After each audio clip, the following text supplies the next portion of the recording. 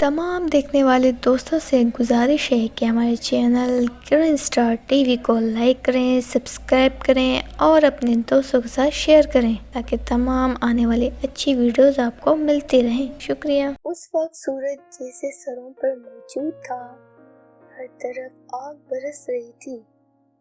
گرمی کی شدت کی وجہ سے لوگ باہر نکلنے سے گریز کر رہے تھے اور گھروں میں دروازے کھڑکیاں بند کیے بیٹھے تھے۔ ایسے میں لوڈ شیڈنگ ہونا کسی عذاب سے کم نہ تھا۔ جن لوگوں کے گھروں میں جنریٹر اور یو پی ایس جیسی سہولتیں موجود تھیں وہ سکون میں تھے، اور وہ بیچارے جو اس نعمت سے محروم تھے گرمی سے بلبلا رہے تھے۔ میں جلدی کام نپٹا رہی تھی۔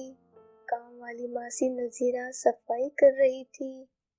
میرے بچے اسکول گئے ہوئے تھے اور شوہر آفس جا چکے تھے، اس لیے اس وقت میں اکیلے ہی گھر ہوتی تھی۔ باجی، کچھ سنا آپ نے؟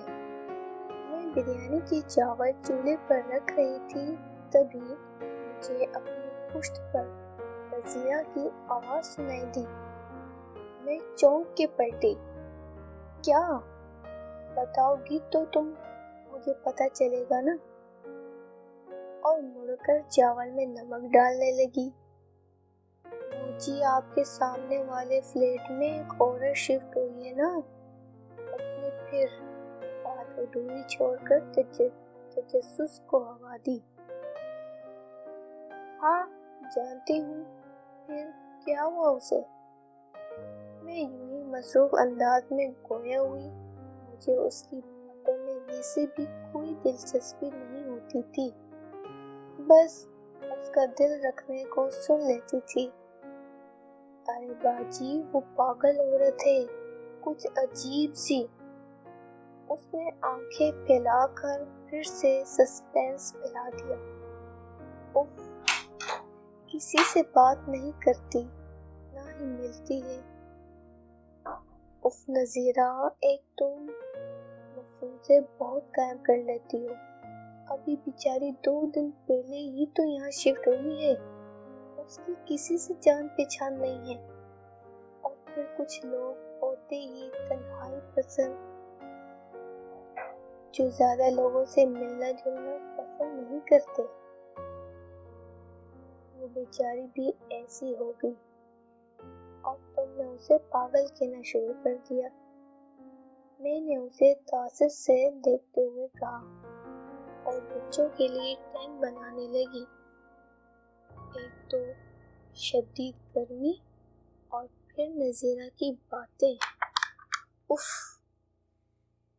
نہیں باجی، میں اپنے پاس سے نہیں کہہ رہی ہوں، وہ فریدہ باجی ہے نا جن کے گھر میں کام کرتی ہوں، وہ بھی یہی کہہ رہی تھی۔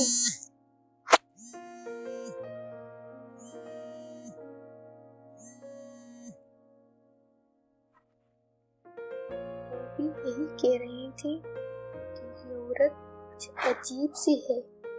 میں نے آپ کو بتانا اس لیے ضروری سمجھا کہ وہ آپ کی بالکل سامنے رہتی ہے، آپ کا بچوں کا ساتھ ہے، اور پھر اکثر آپ گھر میں اکیلی ہوتی ہو۔ اس نے پھر سے مجھے ڈرایا۔ اوفو نذیرہ، لگتا ہے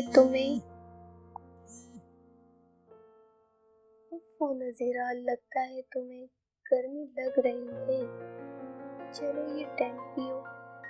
میں نے ایک گلاس ٹینک اس کی طرف بڑھایا۔ اس نے میرے ہاتھ سے گلاس لے کر ایک ہی سانس میں خالی کر دیا اور بولی، اچھا باجی، میں چلتی ہوں، خدا حافظ۔ کہہ کر میں نے دروازہ بند کرنے سے پہلے ایک نظر سامنے والے فلیٹ پر ڈالی۔ وہاں مکمل سکون چھایا ہوا تھا اور دروازہ بند تھا۔ میں سر جھٹک کر نذیرہ کی باتوں پر مسکراتی ہوئی اندر آ کر بریانی دم پر رکھنے لگی۔ بچے بس آنے والے تھے۔ میں نے جلدی جلدی رائتا اور سلاد تیار کیا۔ تبھی بچے بھی آ گئے۔ السلام علیکم امی، شیزا اور ایان نے آتے ہی زوردار سلام کیا۔ وعلیکم السلام بیٹا، چلو جلدی سے کپڑے چینج کر کے آؤ اور یہ جوس پی لو، تب تک میں کھانا لگاتی ہوں۔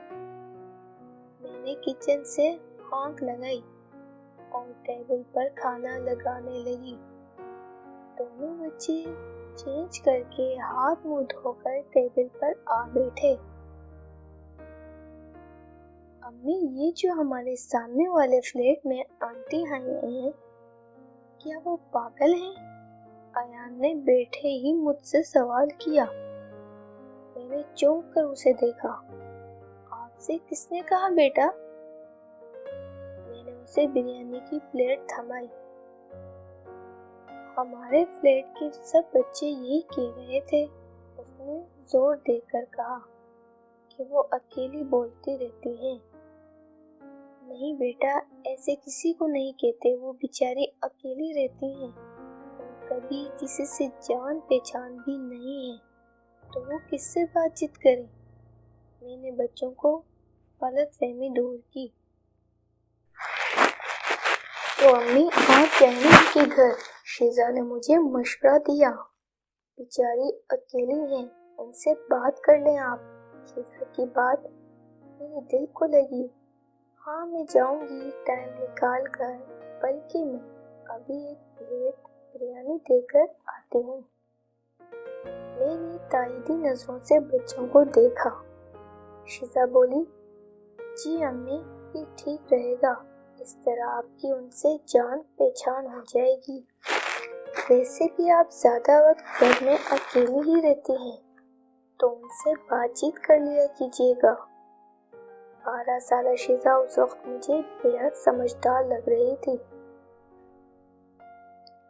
جی بیٹا، ٹھیک کہہ رہی ہو، میں ابھی آئی، کہہ کر میں نے اپنی پلیٹ سرکائی اور کچن میں جا کر ایک بڑی پلیٹ میں بریانی نکالی اور ڈھک کر سر پر دوپٹہ اوڑھتی میں ابھی آئی کہتی سامنے فلیٹ کی طرف بڑھ گئی۔ دروازے پر کھڑی ہو کر میں نے کچھ دیر سن گن لینے کی کوشش کی، کیونکہ اندر سے باتوں کی آوازیں آ رہی تھیں، لیکن غور کرنے پر پتہ چلا کہ شاید اندر وہی عورت کسی سے فون پر بات کر رہی ہے، کیونکہ اس کے علاوہ کوئی دوسری آواز سنائی نہیں دے رہی تھی۔ میں نے جھجکتے ہوئے دروازہ ہلکے سے نوک کیا، کوئی آہٹ نہ پا کر دوبارہ نوک کیا۔ ابھی میں انتظار کے بعد پلٹنے ہی والی تھی کہ قدموں کی چھاپ سنائی دی۔ میں ٹھہر گئی، دروازہ کھلا۔ وہ عورت لگ بھگ 40 کے قریب ہوگی، بکھرے بال اور گندا ہولیا۔ مجھے اسے دیکھ کر عجیب سا احساس ہوا، کہیں میں نے یہاں آ کر غلطی تو نہیں کر دی۔ خیر، اب تو آ ہی گئی تھی تو بات بھی کرنی تھی۔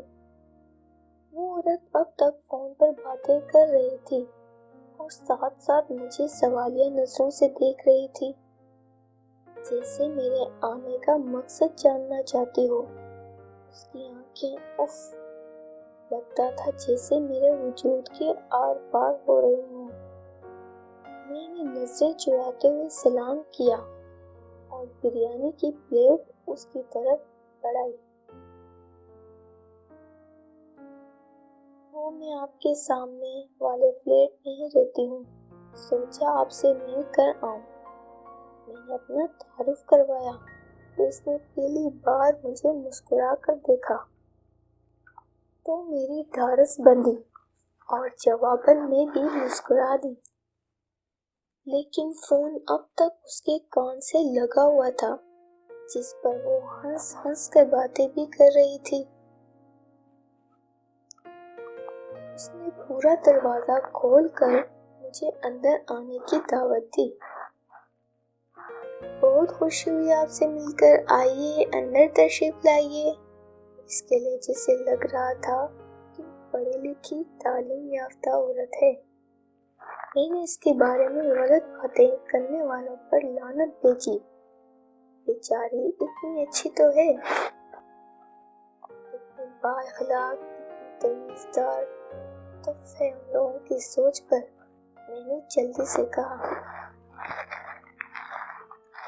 نہیں ابھی نہیں، پھر کبھی، دراصل ابھی بچے اکیلے ہیں گھر میں بعد میں ضرور آؤں گی کہہ کر میں واپس پلٹ گئی۔ مجھے واپس آتا دیکھ کر بچے سوال کرنے لگے، وہ آنٹی کیسے ہیں، آپ ملے ان سے؟ ہاں بیٹا، وہ بہت اچھی ہیں، مجھے اپنے گھر میں بلا رہی تھی لیکن ابھی وقت نہیں تھا اس لیے نہیں گئی، پھر کبھی جاؤں گی انشاءاللہ کہہ کر میں جلدی جلدی ٹیبل سمیٹنے لگی۔ اس بات کے ایک ہفتے بعد کا ذکر ہے کہ میں کچھ سودا سلف لے کر آ رہی تھی کہ وہی عورت اپنی ہی دھن میں فون پر بات کرتی مجھ سے 2 قدم آگے چل رہی تھی۔ اس کے ہاتھ میں کچھ کھانے پینے کی اشیاء تھیں۔ میں نے سنا وہ کہہ رہی تھی، کس وقت تک پہنچیں گے آپ لوگ؟ اچھا دیکھیں پچھلی بار کی طرح لیٹ نہ ہو جائیے گا، میں انتظار کروں گی 8 بجے۔ پھر کچھ دیر کی دوسری طرف کی بات سننے کے بعد بولی، اچھا کھانے میں کیا بناؤں؟ بریانی؟ اچھا، اور میٹھے میں کسٹرڈ؟ اوکے، اب جلدی آئیے گا۔ ہاں بابا، ریڈ کلر کا سوٹ ہی پہنوں گی کہہ کر ہنسنے لگی۔ میں اس کے پیچھے چل رہی تھی اس لیے ساری گفتگو بخوبی سن رہی تھی۔ اوکے، خدا حافظ، اس نے کہہ کر فون پرس میں رکھ لیا تو میں نے آگے بڑھ کر اسے سلام کیا۔ اس نے کچھ چونک کر میری طرف دیکھا اور شناسائی کی رمق اس کی آنکھوں میں دوڑ گئی۔ وعلیکم السلام، کیسے ہیں آپ؟ اس نے بڑی گرم جوشی سے میرے سلام کا جواب دے کر پوچھا۔ جی میں ٹھیک ہوں، آج لگ رہا ہے کہ مہمان آ رہے ہیں آپ کے گھر، میں نے خوش دلی سے پوچھا تو وہ ہلکا سا شرماتے ہوئے بولی، ہاں وہ دراصل آج میرے منگیتر اپنی امی کے ساتھ میرے گھر آ رہے ہیں شادی کی تاریخ لینے۔ دراصل اگلے مہینے میری شادی ہے تو اکیلے ہونے کی وجہ سے سب کچھ مجھے اکیلے ہی کرنا پڑتا ہے۔ شادی کے ذکر پر ہزاروں رنگ اس کے چہرے پر تھے۔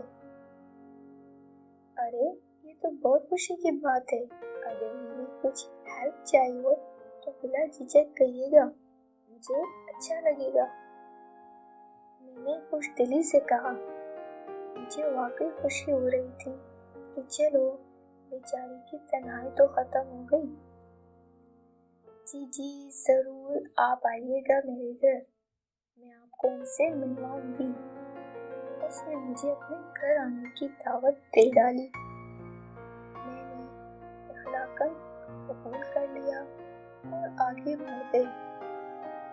پیچھے سے مجھے دوبارہ سے اس کے فون پر بات کرنے کی آوازیں آ رہی تھیں۔ میں مسکراتی ہوئی سیڑھیاں چڑھنے لگی اور فلیٹ میں داخل ہو گئی۔ میں نے جلدی اپنے گھر کے کام نپٹائے۔ اتنی دیر میں شوہر صاحب بھی آ گئے۔ میں نے انہیں سب بتا کر جانے کی اجازت چاہی جو انہوں نے بخوشی دے دی۔ 8 بج چکے تھے، میں جلدی سے کھانا ٹیبل پر لگانے لگی۔ بچوں اور شوہر صاحب کو کھانا دے کر میں تیار ہونے چل دی۔ ایک اچھا سا کاٹن کا سوٹ پہنا، ہلکا سا میک اپ کر کے میں نے خود کو تنقیدی جائزہ لیا اور پھر مطمئن ہو کر میاں جی کو خدا حافظ کہتی فلیٹ سے باہر نکل آئی۔ سامنے والے فلیٹ کا دروازہ خلاف توقع بند تھا، لیکن اندر سے اس کے ہنسنے کی آوازیں آ رہی تھیں۔ شاید مہمان آ چکے تھے یا پھر وہ فون پر باتیں کر رہی تھی۔ میں نے سوچتے ہوئے ہلکے سے دستک دی۔ تھوڑی دیر بعد قدموں کی چھاپ سنائی تھی۔ میں سمجھ کر کھڑی ہو گئی۔ اس نے مسکراتے ہوئے دروازہ کھولا۔ میں نے سر سے پیر تک اس کا جائزہ لیا۔ اس نے حسب ادا سرخ جوڑا پہن رکھا تھا، ساتھ ہی بہت گہرا میک اپ کر رکھا تھا اور وہ بہت خوش دکھائی دے رہی تھی۔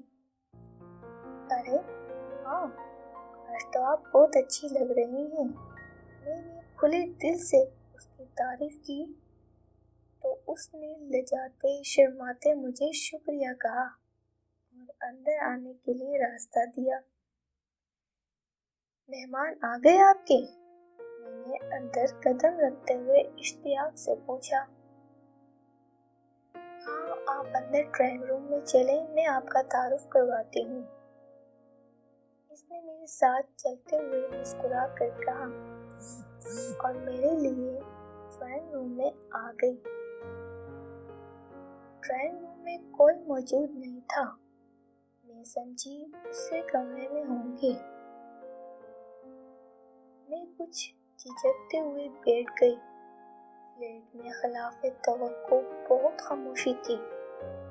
لگتا نہیں تھا کہ کوئی وہاں موجود ہے۔ میں کچھ پوچھتے ہوئے بھی جھجک رہی تھی، جبکہ نیلوفر سر جھکا کر میرے ساتھ صوفے پر موجود تھی۔ اس کا انداز ایسا تھا جیسے وہ کسی سے شرما رہی ہو۔ مجھے کچھ سمجھ نہیں آ رہا تھا۔ بالآخر میں نے ہمت کر کے پوچھ ہی لیا، نیلوفر، آپ کے مہمان؟ میں نے جان بوجھ کر فقرہ ادھورا چھوڑ دیا تھا۔ میری بات سن کر نیلوفر نے اپنے ماتھے پر ہاتھ مارا اور ہنستے ہوئے کہا، ارے دیکھیں، میں بھی کتنی پاگل ہوں، آپ لوگوں کا تعارف تو کروایا ہی نہیں۔ پھر سامنے والے صوفے کی طرف اشارہ کر کے بولی، یہ جو سامنے بیٹھی ہے نا، یہ میری ساس ہے اور یہ عادل ہے میرے منگیتر۔ وہ تو تعارف کروا کر چپ ہو گئی، لیکن میں پھٹی پھٹی آنکھوں سے سامنے والے صوفے کو دیکھ رہی تھی۔ وہ بالکل خالی پڑا تھا، وہاں کوئی موجود نہ تھا۔ میری زبان گنگ ہو چکی تھی، لگتا تھا جسے میری قوت گواہی سلب کر گئی ہو۔ ٹیبل پر لو عظمتیں سجے ہوئے تھے۔ میں ابھی کچھ سمجھ نہیں پا رہی تھی کہ نیلوفر نے اپنا موبائل جس پر وہ بات کرتی رہتی تھی میرے سامنے ٹیبل پر رکھا اور کہنے لگی، آپ لوگ باتیں کریں، میں کولڈ ڈرنک لے کر آتی ہوں۔ وہ کمرے سے نکلی تو اختیار میری نظر اس کے موبائل پر پڑی۔ اف، وہ کوئی فون نہیں بلکہ ڈمی موبائل